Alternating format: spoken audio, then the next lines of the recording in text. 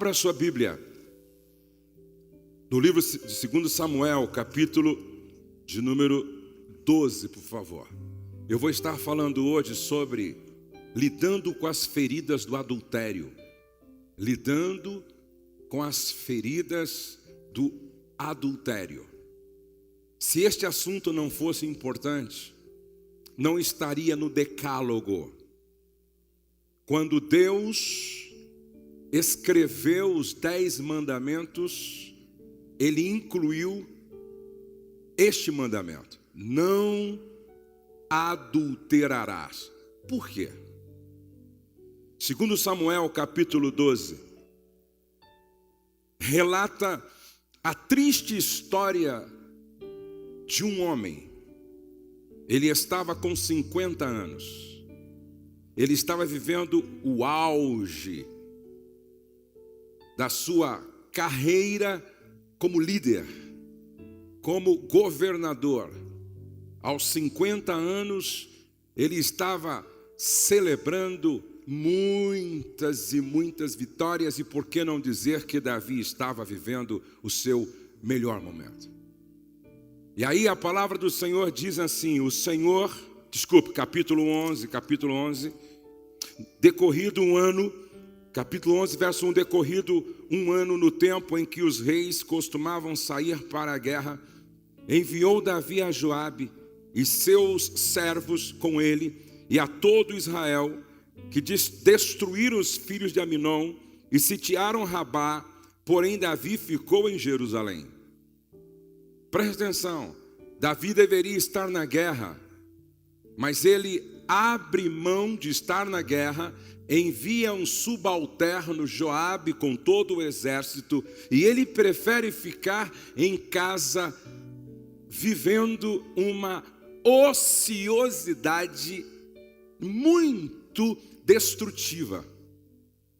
Em vez de estar na guerra, ele prefere ficar no palácio.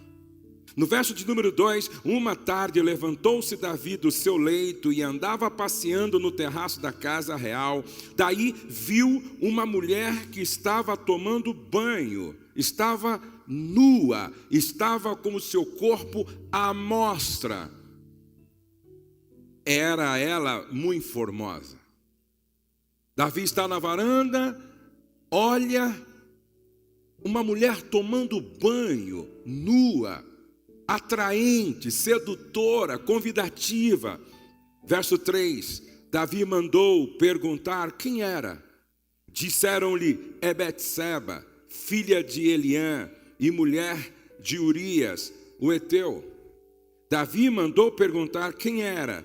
Disseram-lhe, é Betseba, filha de Eliã, mulher de Urias, o heteu. Em outras palavras, ela é mulher de um dos seus homens de confiança.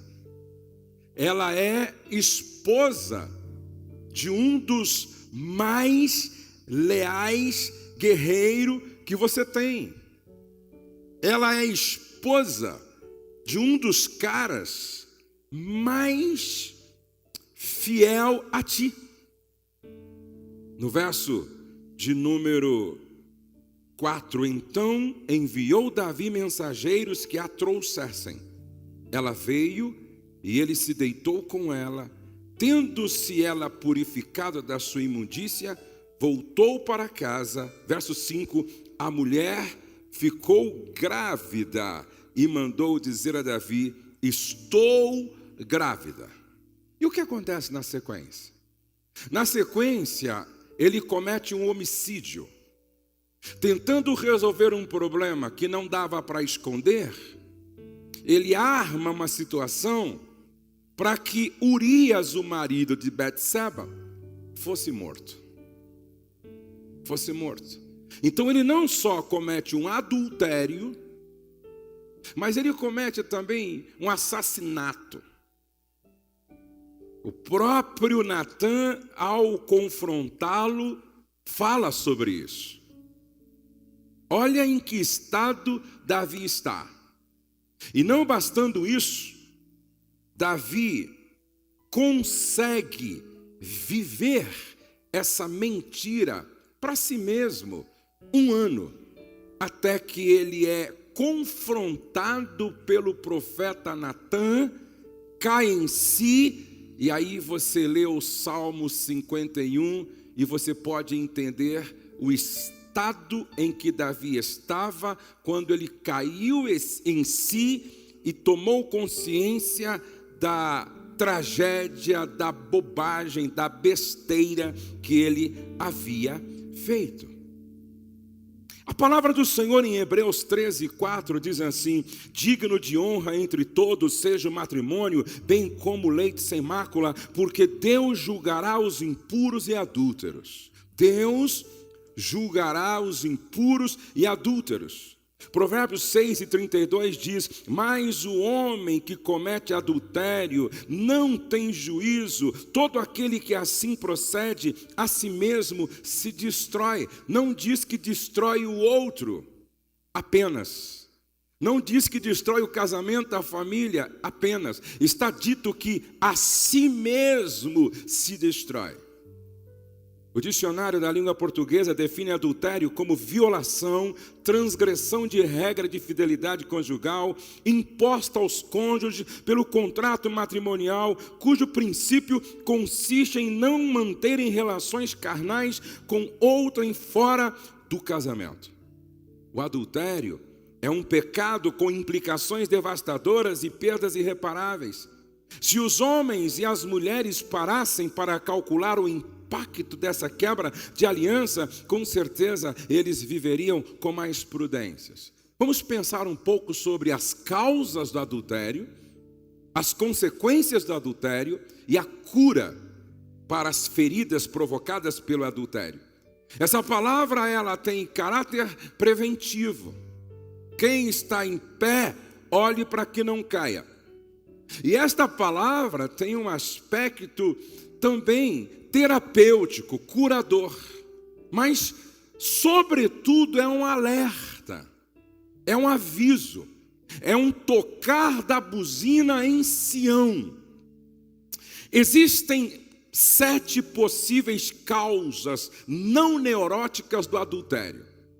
7 possíveis causas não neuróticas do adultério. Primeiro, a insatisfação sexual no casamento, que pode levar à busca de compensação. A perda de atração pelo companheiro ou companheira. O desejo sexual vai ficando reprimido e as fantasias vão se multiplicando até levar ao adultério. Um dia, uma esposa reclamou: meu marido se descuidou do próprio corpo e de repente ele se tornou exageradamente obeso e eu perdi a atração por ele. É uma brecha. A excessiva absorção no trabalho, que pode produzir no outro uma sensação de rejeição e abandono.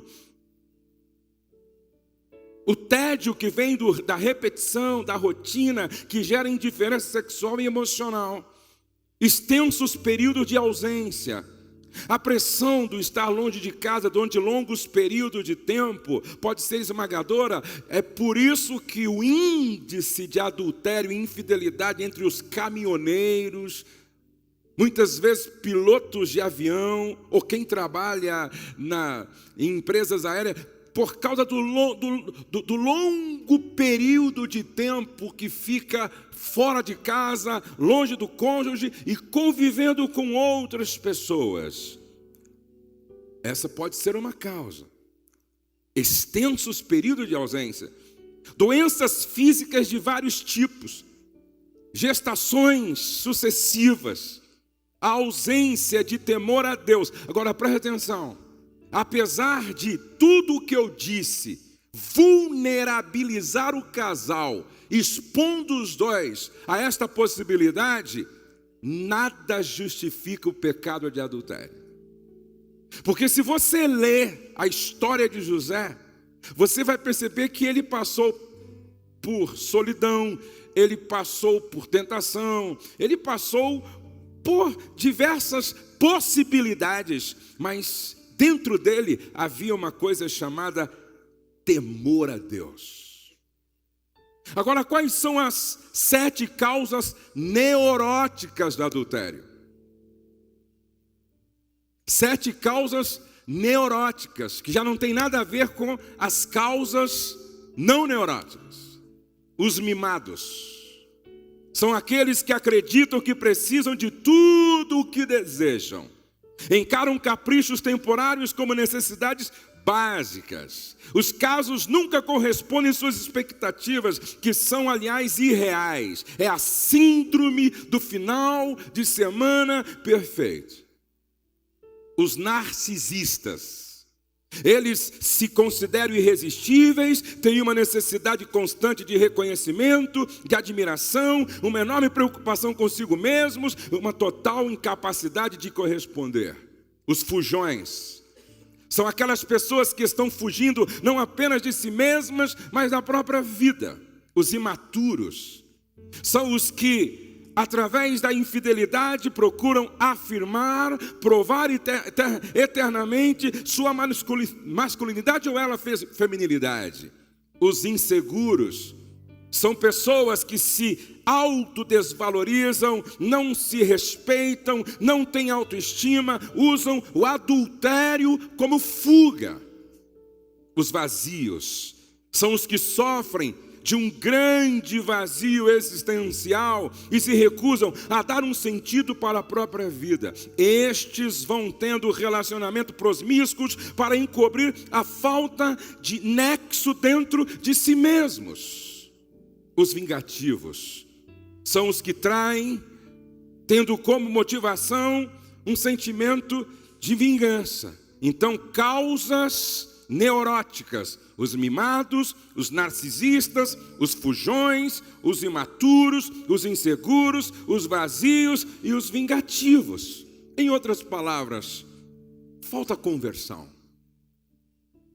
falta nascer de novo e falta caráter, falta integridade, falta responsabilidade, falta libertação. Agora preste atenção, nós temos as causas. Agora vamos dar uma olhada nas consequências do adultério. Se cada um de nós refletirmos sobre o impacto desta decisão, certamente não vamos fazer a opção pela infidelidade e pelo adultério. Primeiro, o adultério leva o homem à marginalização espiritual e moral. O adultério leva o homem, leva a mulher à marginalização espiritual e moral. E se ele for pastor, antes de perder a autoridade na igreja, perde-se a autoridade dentro de casa. O adultério, em segundo lugar, perturba emocionalmente o casamento. O adultério perturba emocionalmente o casamento. Compromete a comunicação, provocando um desvirtuamento do diálogo. É quando um diz A, o outro entende B. O adultério provoca ciúme doentio, possessividade. Esse é um sintoma de uma situação não resolvida, quando um começa a asfixiar o outro.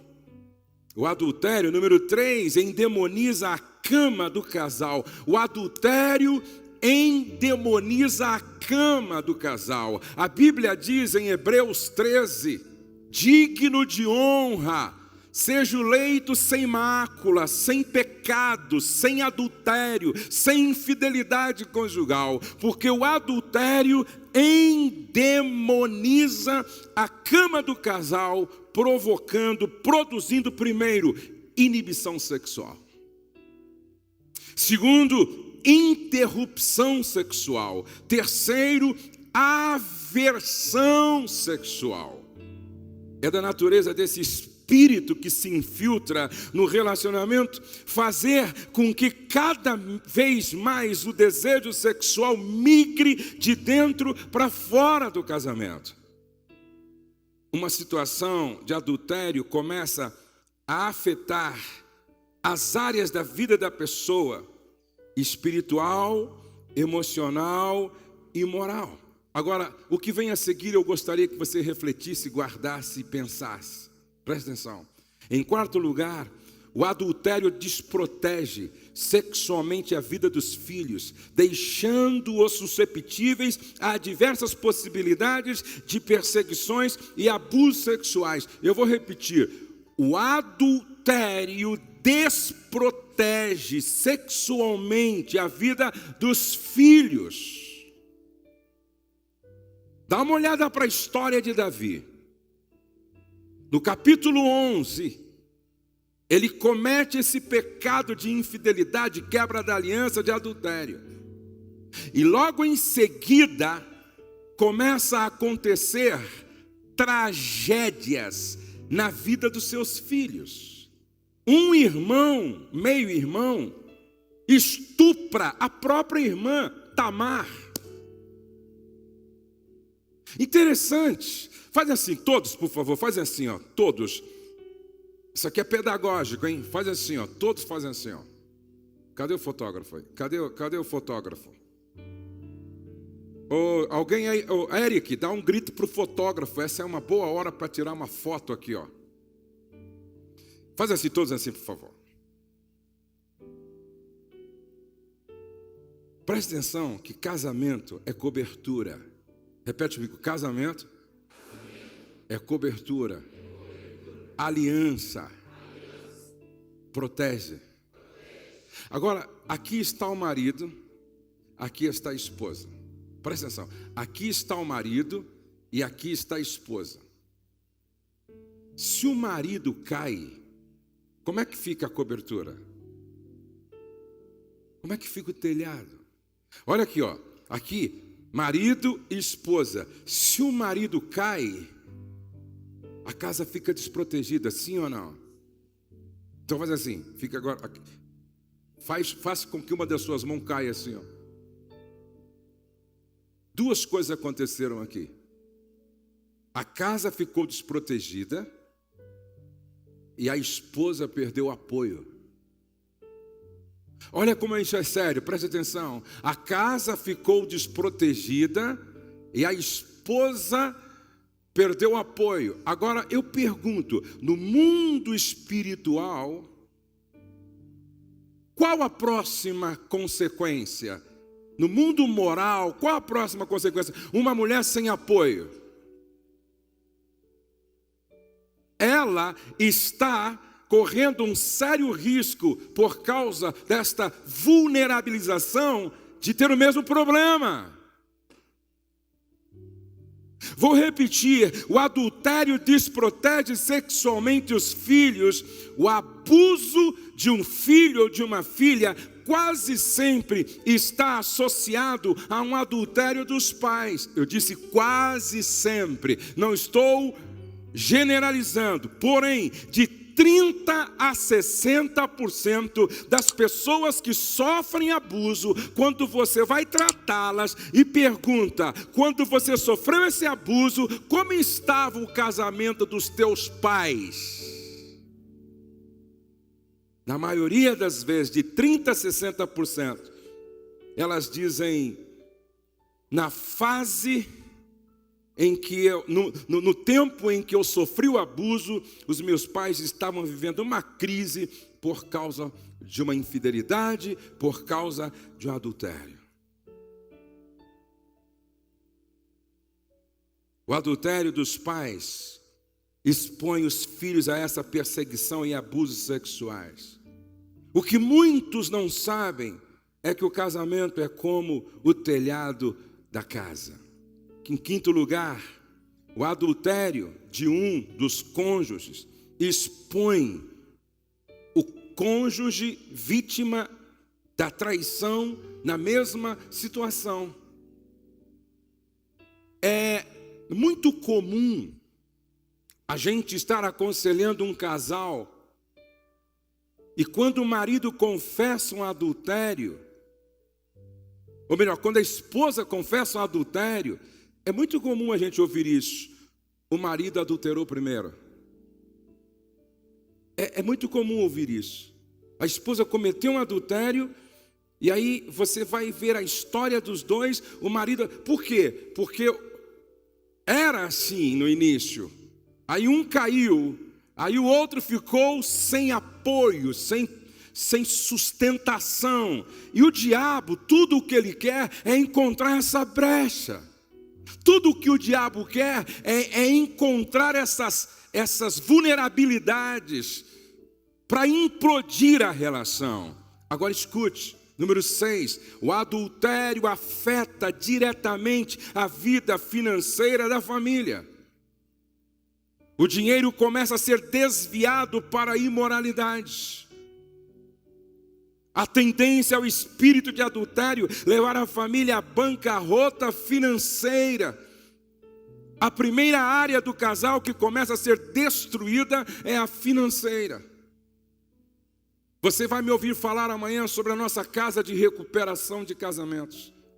Nós recebemos de 30 a 35 casais, uma vez por mês, que passam 4 dias conosco para salvar o casamento. E quase que 90% dos que lá chegam com o casamento praticamente na UTI conjugal, você vai ver financeiramente, muitos só foram lá porque a mãe patrocinou, amigos patrocinaram, a igreja patrocinou, porque eles estão financeiramente comprometidos por causa de um problema no casamento. Em 7º lugar, o adultério implica também no princípio ativo do escândalo e da decepção. Se não preste atenção que o próprio Deus, através de Natã, falou para Davi que não teria como esconder aquilo. E o que Davi fez escondido, todos ficaram sabendo. Se fosse hoje, saiu no Twitter, saiu no Instagram, saiu no Facebook, na Folha de São Paulo, Estadão, saiu nas rodas de fofoca de comunidades. Todos ficaram sabendo. E o texto na Bíblia diz que quando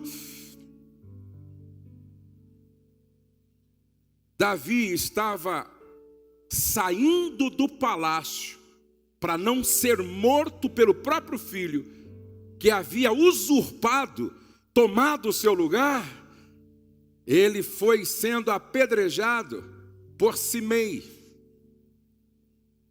Ele foi sendo apedrejado. E esse apedrejamento moral é inevitável e faz parte da própria disciplina divina, segundo Davi. Porque um dos valentes de Davi quis resolver o problema matando aquele que o apedrejava. O próprio Davi disse: não. Foi Deus quem mandou ele me apedrejar, ou lançar pedras sobre mim e me amaldiçoar. Isso aqui faz parte de um processo disciplinar divino.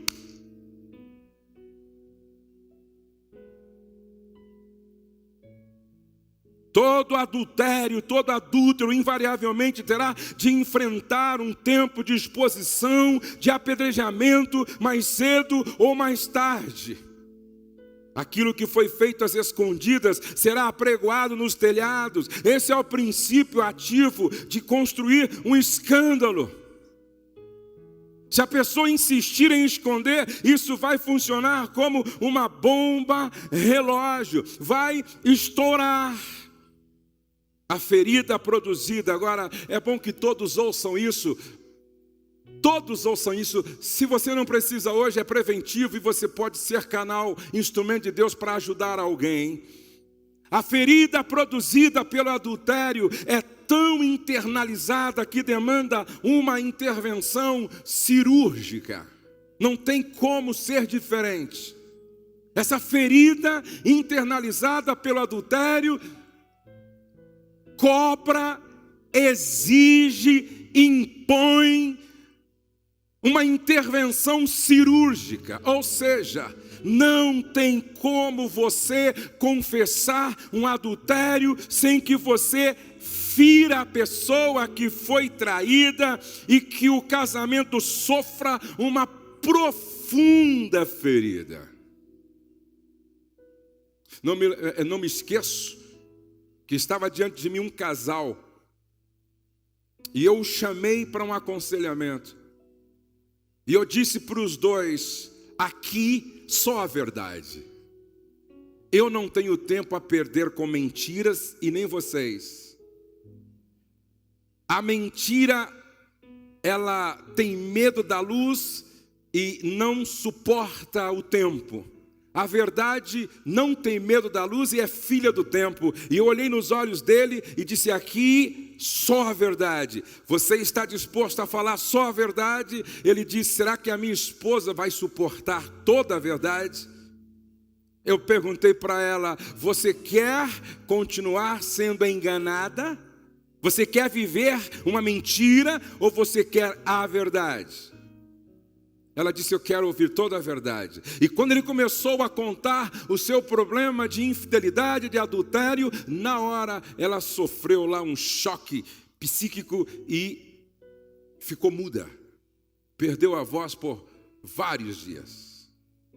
Não tem como, preste atenção, não tem como isso não acontecer, essa ferida provocada por uma confissão. Ou seja, ninguém está preparado para ouvir uma confissão de adultério. Ninguém.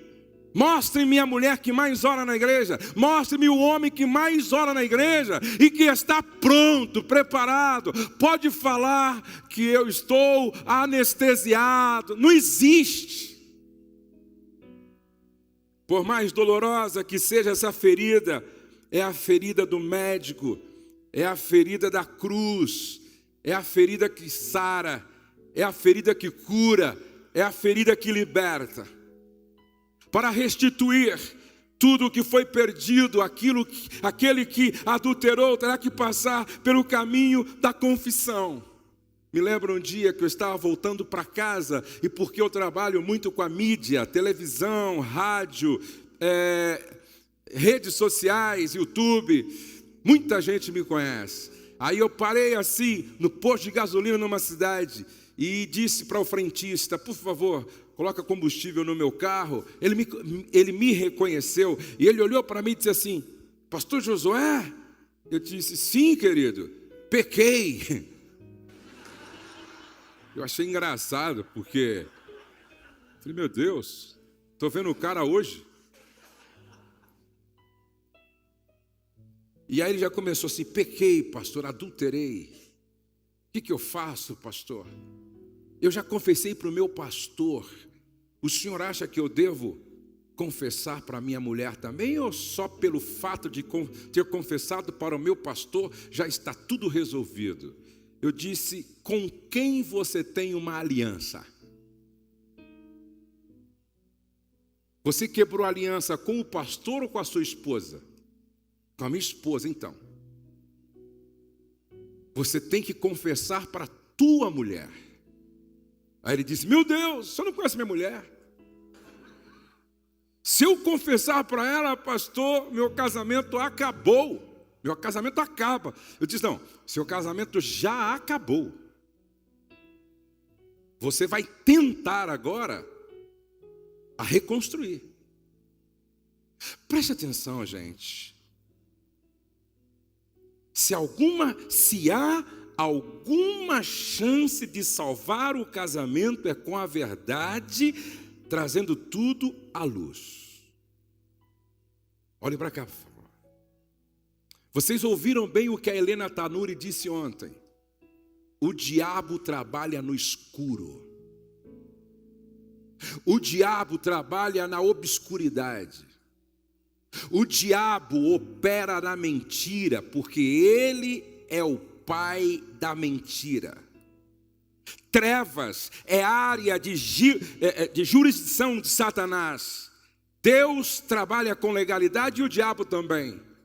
Deus não opera nas trevas. Nas trevas, o poder do sangue de Jesus não é validado. O que está escrito lá em 1 João capítulo 1, verso 7? Se andarmos na luz, se andarmos na luz, se andarmos na luz, temos comunhão uns com os outros. E o sangue de Jesus Cristo, seu Filho, nos purifica de todo o pecado. Mas purifica de todo o pecado quando? Se andarmos na luz. Repete comigo, se andarmos na luz. Olha o que diz a Bíblia lá em Provérbios: aquele que confessa e deixa alcança misericórdia, mas o que encobre as suas transgressões nunca prosperará, nunca prosperará, nunca prosperará, nunca prosperará. Aquele que encobre as suas transgressões nunca prosperará. Essa ferida provocada pela confissão é necessária, porque é a ferida da cruz, é a ferida que cura, e esse processo é cirúrgico, é doloroso, coloca em risco a terceira pessoa, que é o matrimônio, pessoa jurídica, uma pessoa que tem uma consciência, um propósito e uma identidade. Certamente, talvez, quem sabe, eu esteja falando aqui para alguns casais que estão passando por este momento doloroso. O pessoal da internet que está me assistindo agora, provavelmente, quem sabe, talvez, alguns destes que me ouvem, estão passando por este momento doloroso de uma confissão que provocou o rasgar da alma, o sangrar do coração. E a pergunta que fica é: qual é o processo básico para o tratamento desta ferida? Qual é o processo básico para o tratamento desta ferida provocada por uma confissão de um pecado que foi praticado contra Deus, contra si mesmo, contra o cônjuge, contra o casamento, contra a família, contra a igreja? Primeiro, tudo começa com uma confissão sincera. E essa confissão sincera é consequência de um arrependimento. E arrependimento, que é a mudança de mentalidade, que é a metanoia, que é conversão, que é a mudança de direção, esse arrependimento envolve três coisas. Primeiro, tristeza pelo pecado. Eu tenho um amigo, um grande líder, de uma grande igreja, que passou por esta triste experiência. Faz anos, está restaurado, curado, continua pastoreando a grande igreja e completamente curado.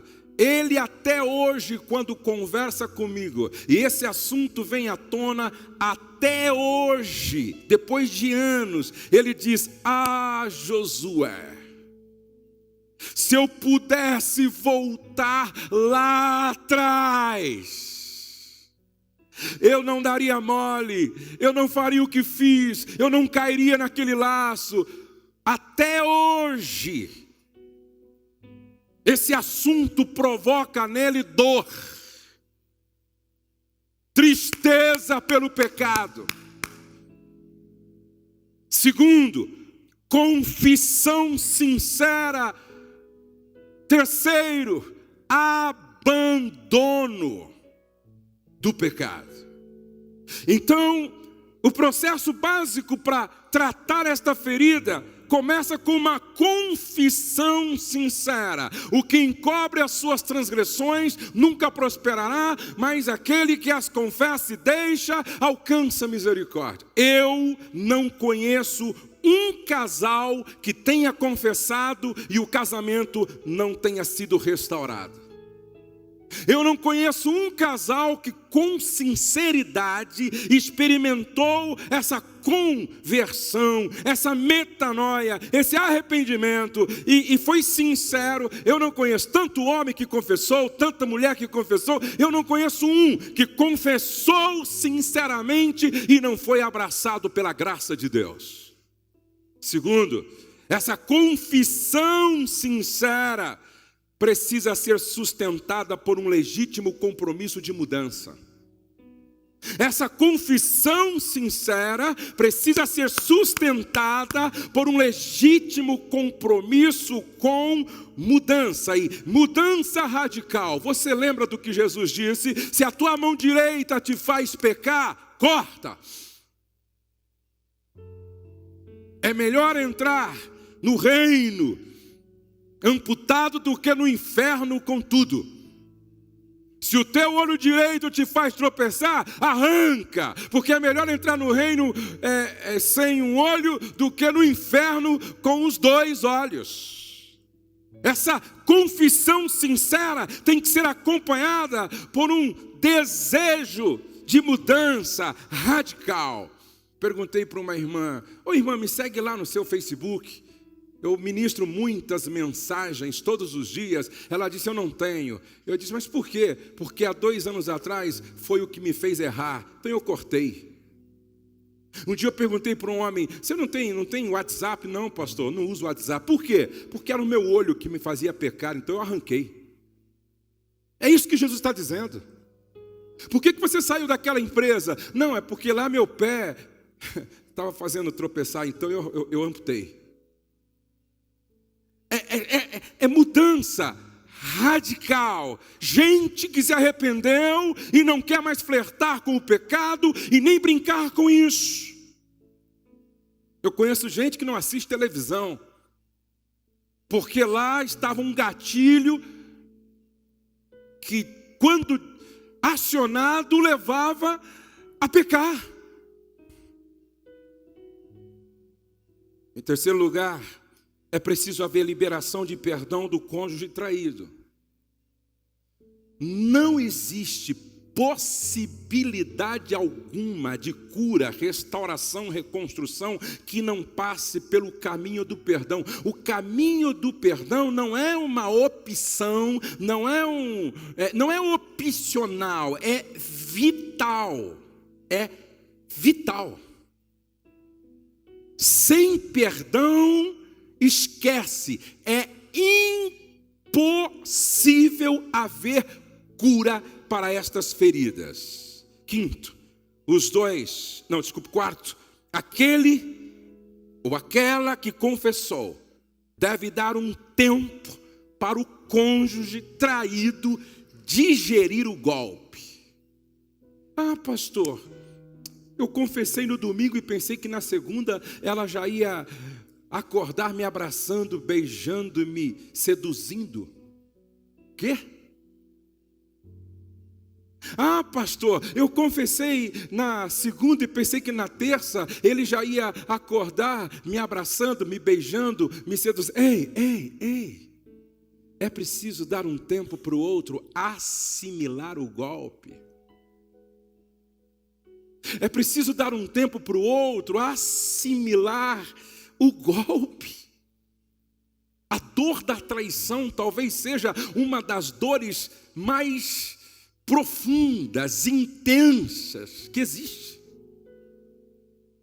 A dor da traição é uma dor que não dá nem para dimensionar e só sabe qual é a profundidade e intensidade quem passa por esta experiência. Um dia uma mulher chegou para mim e ao lado do marido, e ela disse: pastor, está vendo este homem aí, esse cara? Quando eu estava no hospital dando à luz ao nosso segundo filho, ele estava no motel transando com outra. Dá para você imaginar a dor, o golpe, mas até esse casal também está restaurado para a glória de Deus. Agora preste atenção. Quinto, os dois devem ter consciência de que o processo de perdoar a pessoa com quem o cônjuge se envolveu é doloroso. Presta atenção. Perdoar aquela outra. Eu nunca me esqueço de um amigo, pastor, e ele disse para mim que estava orando naquela tarde de domingo, se preparando para pregar sobre perdão à noite na igreja. E ele orava: Senhor, hoje à noite eu vou trazer uma palavra sobre perdão para a congregação. Usa-me, Senhor, usa-me para pregar sobre perdão hoje à noite. E quando ele orava assim, o Espírito Santo disse: antes de subir ao púlpito para pregar hoje,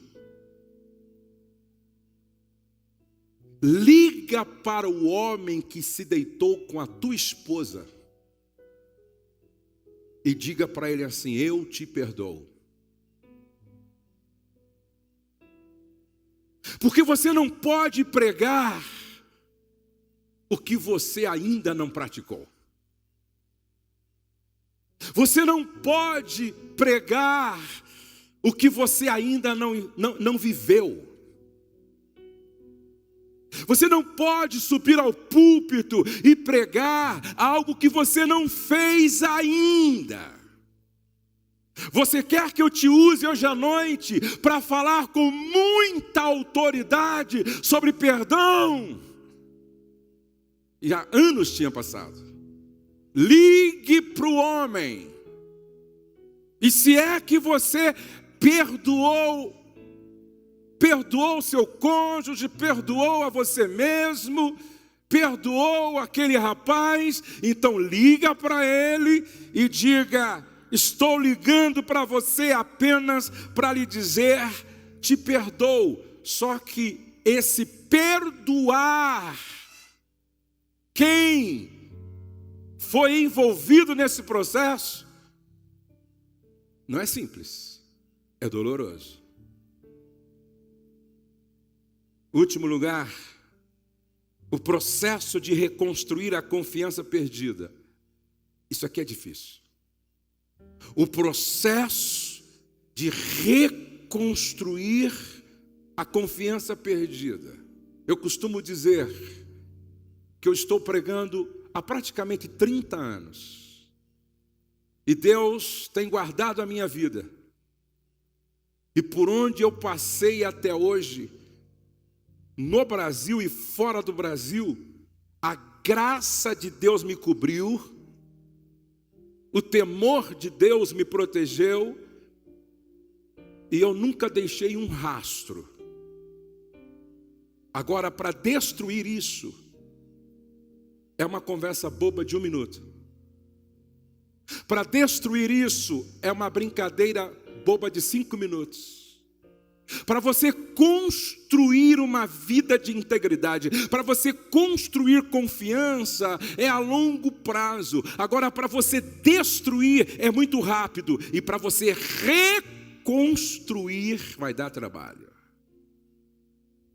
Para você reconstruir a confiança diante do cônjuge, diante dos filhos, diante da família, diante da igreja, diante da sociedade. Quem acreditará em você depois disso? Mas é possível. Tem alguns agravantes que a gente precisa também considerar nesse processo todo. Alguns agravantes. Primeiro, se a pessoa descobriu ou foi descoberta. Se houve um processo crônico de negação. Em alguns casos o problema maior já nem é mais o adultério, mas a mentira. A pessoa nega, quase que acreditando na sua própria mentira. Aí já é uma questão de caráter. Se envolveu pessoas da família do cônjuge. Eu tratei de um casal, aonde ele dizia para mim, diante da esposa: pastor, ontem ela me confessou que me traiu com meu próprio irmão. Eu estava conversando com alguém esses dias.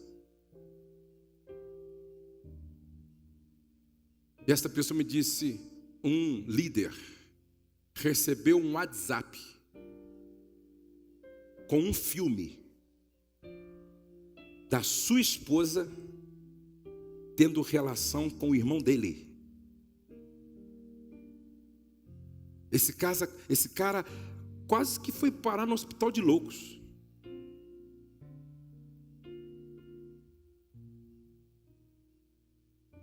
Se houve concepção de um filho ou prática de aborto, é um outro agravante.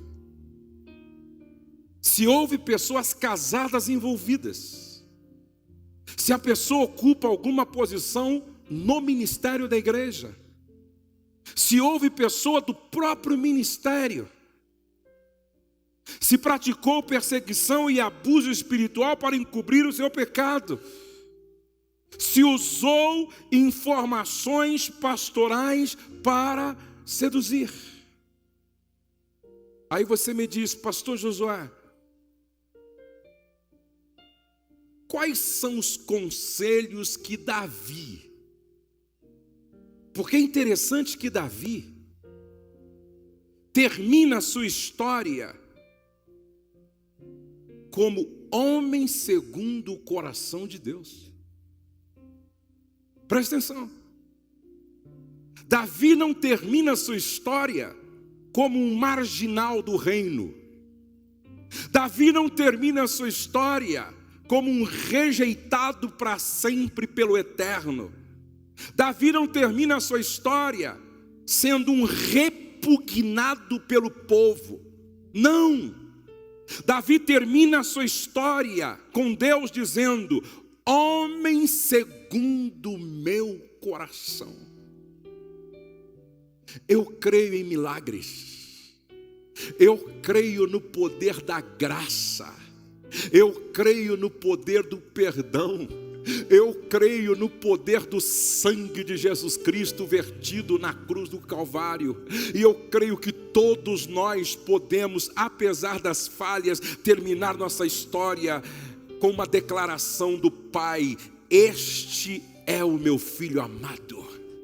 Este é um homem segundo o meu coração. E esta não é uma manhã qualquer. Esta é a manhã em que a graça de Deus se manifesta para curar, para libertar, para restaurar, para dizer para você, não é o diabo quem tem a última palavra, sou eu, diz o Senhor, quem tem a última palavra sobre a sua vida. Se você crê nisso, aplauda ao Senhor nesta manhã.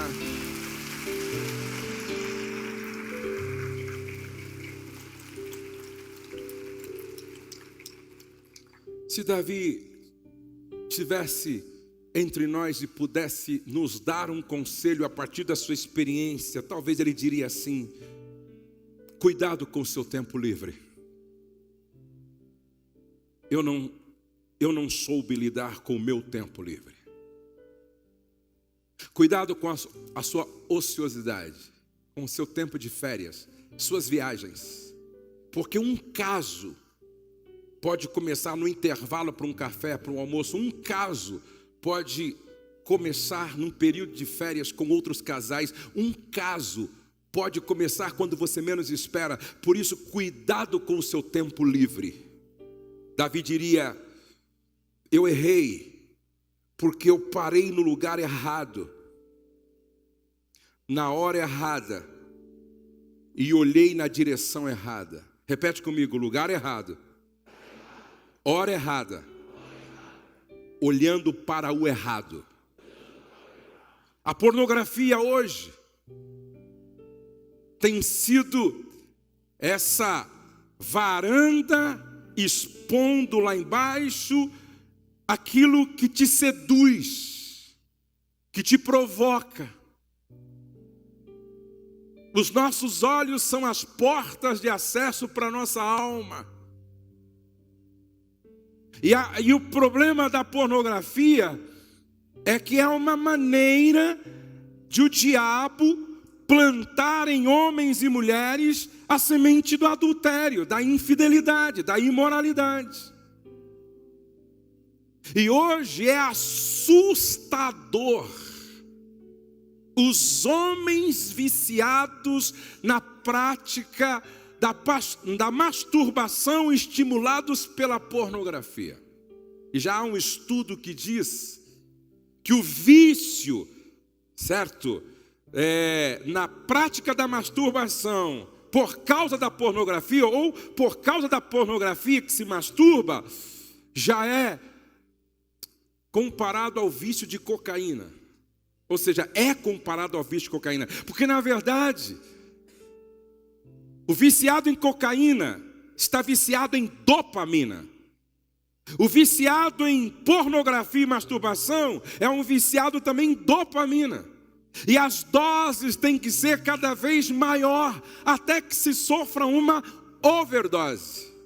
Foi quando aquele ator de Hollywood, que reconheceu que precisava ir para uma clínica de recuperação, ele disse: eu fiquei tão viciado em pornografia, em masturbação, e só me dei conta quando eu comecei a ver isso da meia-noite, e era 8 horas da manhã, eu estava ainda mergulhado nisso. Eu me tornei um dependente, um escravo, um miserável.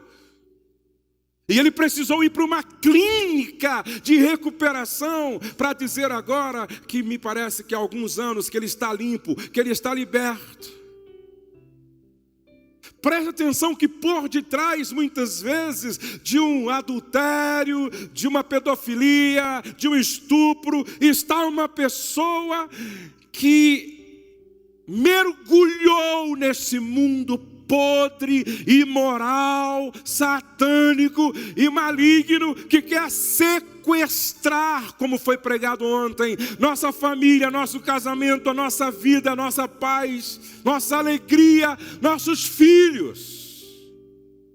Davi estava no lugar errado, olhando para a direção errada, na hora errada. Agora, se nós perguntássemos para José, que ao contrário de Davi, venceu a tentação, a sedução, disse não para si mesmo, não para o pecado. Se perguntássemos para José, qual é o melhor momento, José, para vencer a tentação? Ele diria, é quando ela começa. No início o processo é mais fácil. Se você demorar para dizer não, poderá ser tarde demais. É no começo que a gente tem que pedir ajuda para um discipulador. É no começo que a gente tem que dar um grito para um amigo de confiança. É no começo que a gente tem que chamar a esposa. É no começo que a gente tem que chamar alguém que ora conosco. É no começo. Porque depois de uma certa fase, você não encontra mais a porta de saída. Davi diria para nós, em todo o tempo, vigie os seus pensamentos, deles depende a sua vida, Provérbios 4:23. Toda manhã a gente precisa fazer uma viagem para dentro de nós mesmos, para ver se não há algum caminho sendo construído na nossa alma, na direção da morte, porque a Bíblia diz que há caminhos que parecem direito, mas o seu fim é morte. Em todo o tempo vigie os seus pensamentos. Davi diria para todos nós, ei, cuidado. O pecado te prenderá por mais tempo do que você está disposto a ficar. Davi ficou 1 ano preso nisso. O pecado te levará para mais longe do que você está disposto a ir. O pecado cobrará de você um preço mais alto do que você está disposto a pagar. Davi diria, não compensa. Não valeu a pena. O que eu fiz escondido, como Deus havia dito, como parte do que eu tinha que colher, o que eu fiz escondido, o meu filho Absalão fez na varanda do palácio, possuindo minhas 10 mulheres. Agora olhe para cá. Ele plantou um adultério e colheu 10 adultérios, quando o seu próprio filho arma uma tenda na varanda e estupra, violenta as 10 mulheres do pai. A Bíblia diz assim, Deus não se deixa escarnecer. O que o homem semear, ele vai colher. Eu sinto o temor de Deus neste lugar. O Espírito Santo está dizendo para mim que nesta manhã laços vão ser quebrados, cadeias vão ser cadeias vão ser destruídas, projetos de Satanás vão ser desfeitos em nome de Jesus. Gente vai sair daqui com essa disposição de se arrepender. Deus vai triunfar na sua casa, Deus vai triunfar no seu casamento, Deus vai triunfar na sua família. Deus vai triunfar. Fique de pé, por favor. Não precisa ler. Eu quero ler com você.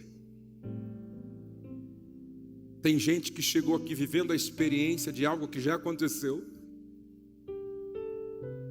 Tem gente que chegou aqui a um passo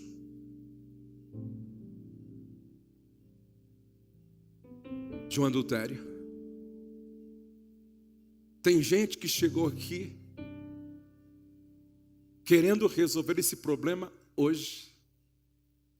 E tem gente que chegou aqui dizendo: Senhor, gera temor em mim pela tua palavra, para que este mal, essa praga, nunca chegue na minha tenda. Eu quero terminar antes de orar com vocês, lendo a oração de Davi depois da confrontação de Natã. Não precisa ler, só ouça. Compadece-te de mim, ó Deus,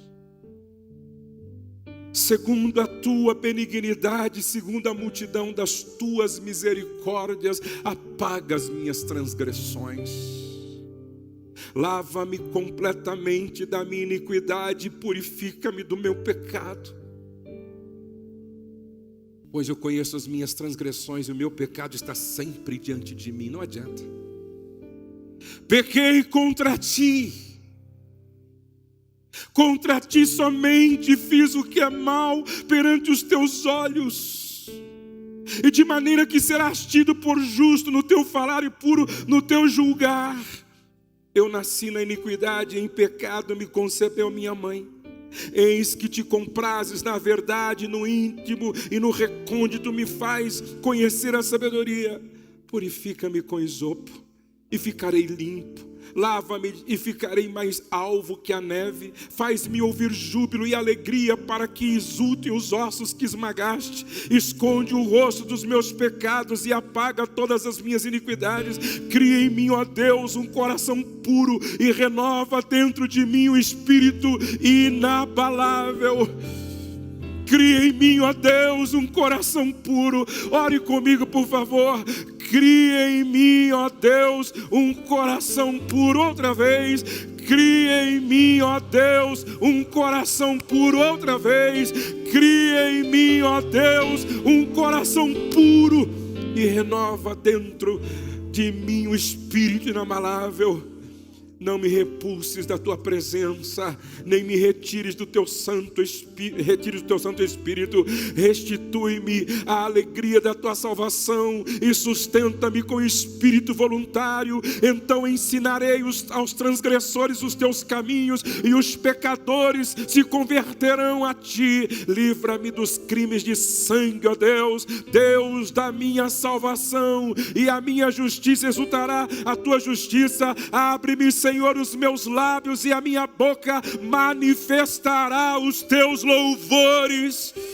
Pois não te comprases em sacrifícios, do contrário, eu tos daria, e não te agradas de holocaustos. Sacrifícios agradáveis a Deus são espírito quebrantado, coração coração compungido e contrito não o desprezará, ó Deus.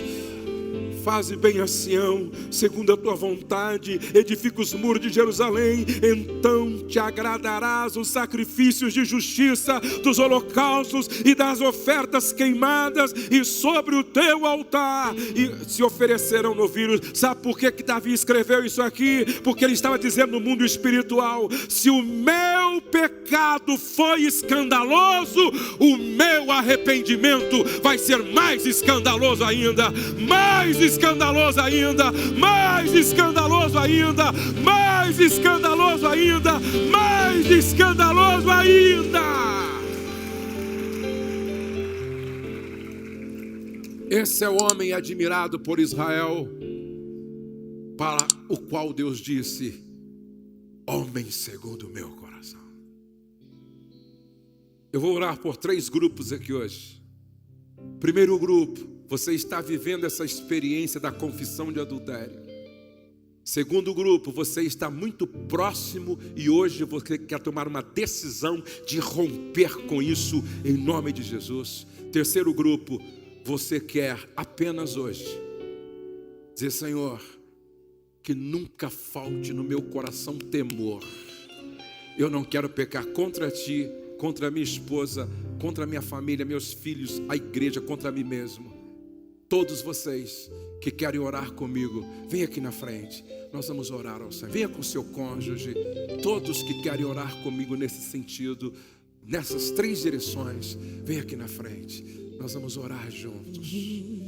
Vamos cantar.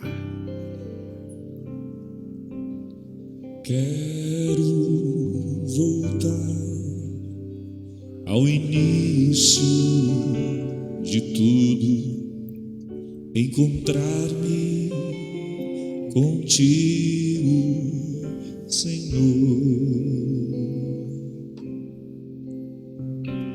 Quero rever meus conceitos e valores. Eu quero reconstruir.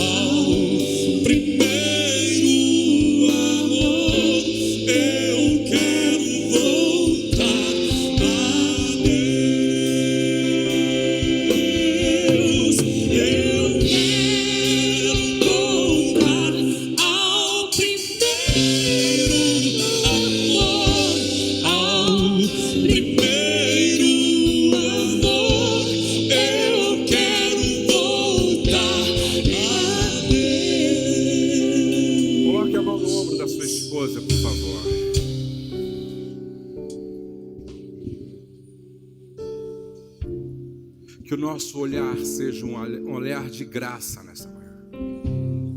Que o nosso olhar seja um olhar de compaixão, de amor e de esperança. Ninguém aqui é super-homem. Ninguém aqui está isento desta possibilidade. Não é manhã para julgar, é manhã para liberar perdão. É amanhã de arrependimento, é amanhã de graça, amanhã de misericórdia. Nós vamos orar agora. Fecha os teus olhos. Deixa o teu coração falar nesta oração agora. Pai, Que esta seja uma manhã de cura, de arrependimento, de libertação, de restauração, de mudança, de abandono do pecado.